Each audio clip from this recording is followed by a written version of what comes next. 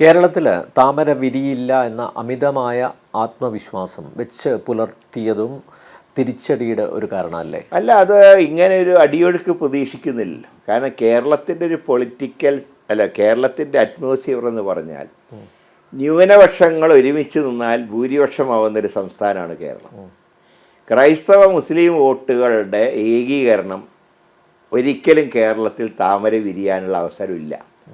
അതിൽ വന്ന ഡിവിഷനും ആണ് സത്യം പറഞ്ഞാൽ ഇവിടെ താമര വിരിയാൻ ഇടയാക്കിയത്. ഇപ്പോൾ പക്ഷെ അതിനേക്കാൾ ഉപരിയായിട്ട് ചില കാര്യങ്ങളുണ്ടായി.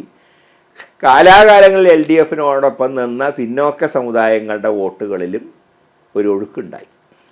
അതാണ് ആലപ്പുഴയിലൊക്കെ ഏതാണ്ട് കായംകുളവും അമ്പലപ്പുഴയൊക്കെ, ആലപ്പുഴ ജില്ല എന്ന് പറഞ്ഞാൽ ഇന്ന് CPMൽ ഏറ്റവും വിഭാഗീയതയുള്ളൊരു ഒരു ജില്ലയാണ്.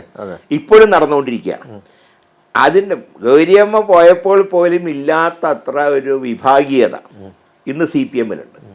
പക്ഷെ അതിൻ്റെ നേട്ടം കിട്ടിയത് സത്യം പറഞ്ഞാൽ BJPക്കാണ്. പ്രത്യക്ഷത്തിൽ നോക്കുകയാണെങ്കിൽ UDF ജയിച്ചു, ശരിയാണ്. പറയുമ്പോൾ KC വേണുഗോപാലിന് ആലപ്പുഴയായിട്ടുള്ളൊരു ബന്ധം നോക്കുമ്പോൾ സത്യത്തിൽ 1,00,000 മേലെ ഭൂരിപക്ഷം പോകേണ്ടതാണ്. പക്ഷേ LDFലെ ഒരു വലിയൊരു ഒഴുക്ക് BJPയിലേക്ക് ഉണ്ടായി. അതാണല്ലോ 2,00,000 കൂടുതൽ വോട്ടാണ് ശോഭാ സുരേന്ദ്രൻ ലഭിച്ചത്. അപ്പോൾ അതും കേരളത്തിൽ താമര വിരിയുന്നതിൽ ഒരു പങ്ക് വഹിച്ചിട്ടുണ്ട്.